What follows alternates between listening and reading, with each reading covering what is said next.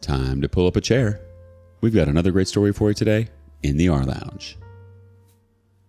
Life's too short to date someone who once laughed at your attempts to romance and then expects a sequel. Today on rLounge, OP rejects the rejector. Am I wrong for rejecting a woman who once rejected me? I, male, mid-20s, spent most of my childhood and early adulthood focused on education. I'm not naturally gifted, so I had to focus on work hard, as my parents encouraged me to. Things finally slowed down later during college, and I found myself being more social. There was a girl, Nat, in my social circle, whom I liked, so I asked her out. She laughed when I did, but she said it was just so unexpected and that's why she laughed. Still, it kind of stung. She declined and said she wasn't dating at the moment. Spoiler alert, she was definitely dating, just not me. But whatever, she said no. I moved on. I got a good job out of my hometown, partly based on my good school performance and connections through internship. Two of the guys from work, let's call them Tony and Steve, mid to late 30s, hung out with me a lot and got me to come out of my shell more. They told me to start coming to the gym with them because they were tired of looking at my beanpole butt. I had a lot of fun and improved my body drastically. Now, Tony and Steve were a couple, so whenever we would go out, they'd be really good wingmen and really got me out of my shell. I'm still a bit awkward, but much more comfortable in social situations now that I've got some experience. This happened over the course of 2 years. I wound up asking my job to work remotely to be closer to my family. Health, money issues back home, not going to get into it. And got approved as long as I travel back to the office quarterly for important meetings and stuff. So now I'm back home again. I ran into Nat at the grocery store a few weeks ago. Turns out she's raising a kid on her own now and generally doing well for herself. We ran into each other again at a mutual friend's party. This is when she asked when I was going to ask her out again. I said that the thought hadn't really crossed my mind and she seemed offended, why not? I said I'm not interested and thought that was that. I did kind of remove myself from the conversation quickly after that. Well, apparently that wasn't okay to do. Nat came and found me again and demanded to know why I'm not interested because you were interested 2 years ago. I told her that was 2 whole years ago and she lied when she rejected me, and so I haven't thought of her in that way ever since. She said a normal person would be over that and then said it's because she's a single mom, isn't it? I mean, honestly, I have no interest in dating single mothers because I'm literally just now dating around. I don't want to have to deal with all that stuff that comes with a situation like that. But more to the point, I'm not attracted to Nat anymore. I just simply don't see her that way. Am I crazy here? Why are her friends blowing me up because I don't want to date her? Tony and Steve are telling me that I don't owe her anything, but some of my friends at home are telling me to at least give her a shot.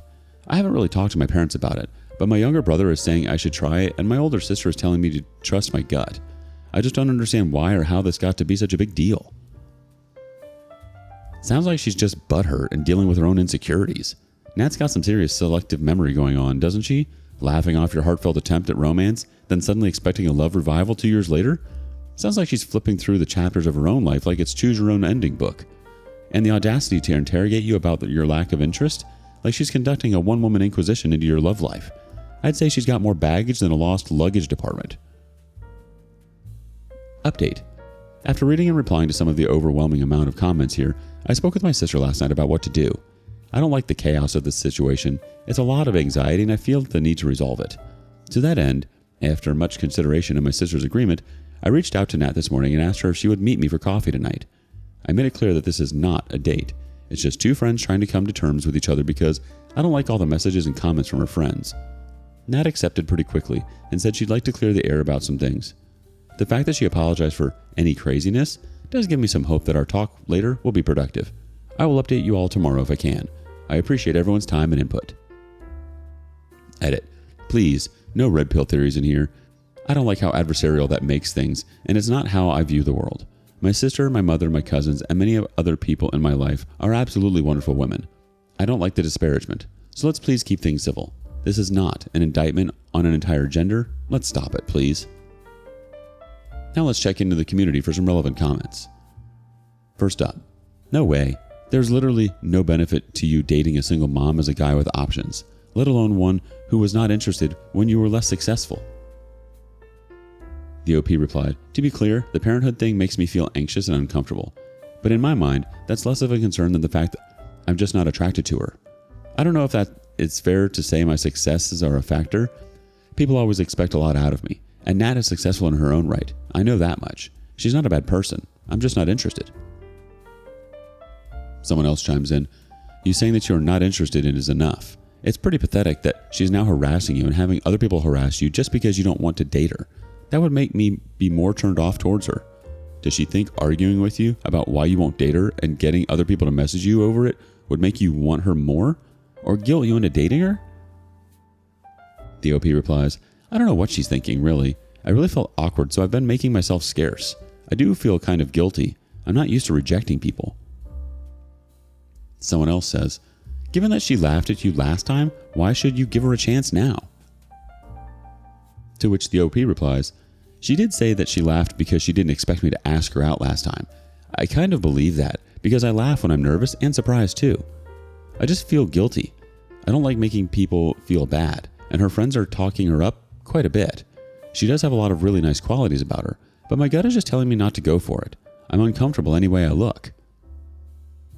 One last thought from the community. You're not wrong. She lied to you when she rejected you. That's the only thing that matters.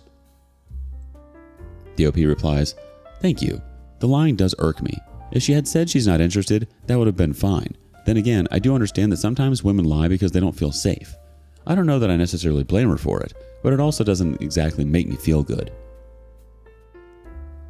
Yeah, is she reacting this way to everybody who's ever rejected her? You don't know her or anything, especially Coffee OP.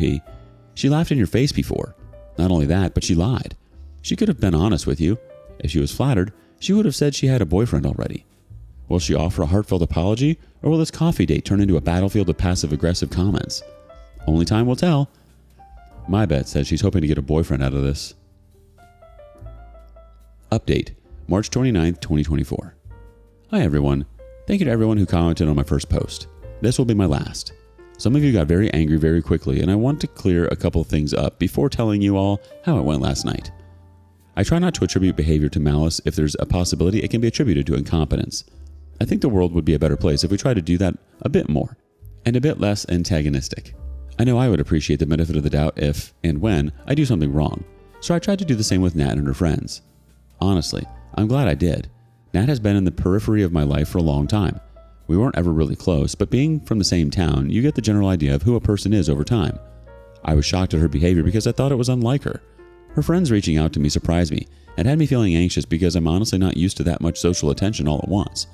The tone and content of the attention notwithstanding. These are not inherently bad people. I believe they are just generally good people who are behaving poorly. Anyway, what you all really want to know. I met Nat for coffee, tea, at a local coffee shop last night.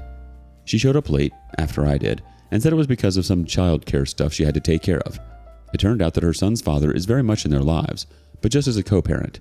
The reason she is single is because co-parents is really all they can be together. They did not work well as a couple at all. But from Nat's own admission, her son's father is a very good dad, dedicated, caring, and supportive.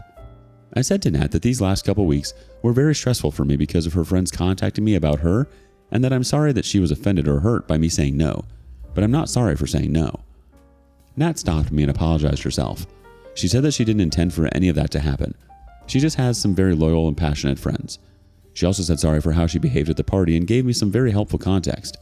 Nat had just recently started dating again and has not been having much luck. She expected as much, but she didn't expect people to be so uncaring about it. The last guy she met was quite cruel about her being used goods and harshly rejected her specifically for being a single mom. So that was fresh in her mind. Nat said she saw me and was attracted to me, not just physically, but that I was less socially awkward and could hold somewhat of a decent conversation now, so she was attracted to my growth. She said she remembered that I was smart and caring, but I was very socially awkward when I had first asked her out. Nat was adamant that she did not mean to laugh. She was genuinely just surprised because she never suspected that I even thought of her that way to begin with. I do believe her on this front. It turned out that she was trying to flirt with me at the party, and when I rejected her, the negative emotions she had from the last rejection just took over and she reacted poorly. She said she complained to her friends and they took it upon themselves to try to grease the wheels. To Nat's credit, the messages have stopped since yesterday, after I first reached out to her and explained why I wanted to meet. In retrospect, I think I may have overreacted too. I believe this because looking at some of the messages from her friends more objectively, it looks like they were just advocating for us to be together rather than attacking me for saying no, if that makes sense. But all the attention felt like demands to me, and I may have panicked a bit. So that's basically it, everyone. I apologized, she apologized, and it's all a lot more mundane than I think some people may have expected. No, we're still not dating, and we're both okay with that. Though we did agree that if the opportunity presents itself down the line and the timing is right, one or both of us may try, gently, approaching the idea again. I don't know if I ever expect that to happen, but it's not entirely a bad thought. Just not a thought I would entertain for at least a few years from now. I like my life the way it is for now. Let's check in on those community comments. First up, you seem like a very nice guy. Actual nice, the good kind. I'm sure your anxiety about the situation played a role, but under that, seems a caring guy. With that said, stay away from Nat and her friends. She may not have intended the bum rush, but the fact her friends thought it appropriate at all is concerning. Listen to Tony and Steve. They have their heads screwed on right. The OP replies, thank you. Yeah, I'm grateful to have my friends. I have been a generally anxious person most of my life, so I can't say I'm too surprised at having such an impact on me here and now. Someone else says, having read both bits of your story, I am simply baffled by why you are in any contact with her or her unbalanced friends. Do you want to be in high school forever? You did nothing wrong. She wasn't able to deal with her life, so she sicked her childish posse on you via the net. When an adult has a problem, they deal with it themselves. No adult messages a third party about who they should be dating. None of this was anyone but your business, and certainly not the group of harpies. This is childish and sad. Stand up for yourself. Tell her to never bother you again and move on with your life. Someone else chimes in, I don't know. It was someone he liked and had respect for at some point in his life, and he wanted to give her a chance to redeem herself as that person in his mind. Does she deserve it? I don't think that matters because he wanted to clear the air. Yeah, I don't think she or her friends are reasonable, but sometimes being human is to be unreasonable. It doesn't sound like he's going to date her or anything. The OP replies, thank you. I did want to settle the matter. If something feels unresolved, it makes me very uncomfortable. I'm very glad that Nat was more agreeable this time around, and I appreciated learning the context of her life. I feel very badly for her that the last guy or two treated her so meanly. I can't fathom being that callous to another person. It doesn't make sense to me. Oh, one more person. I'm surprised things didn't turn out as messy as I thought they would. I'm reading too much BORU posts. All in all, I'm happy for OP as he seems like a nice guy. But for the best, going distance from Nat and her friends is the best solution.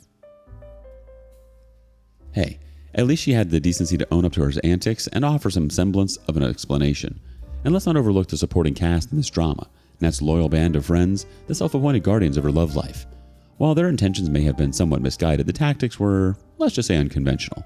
But in the end, it seems like cooler heads prevailed, and both you and Nat managed to bury the hatchet without burying each other in the process. And hey, who knows?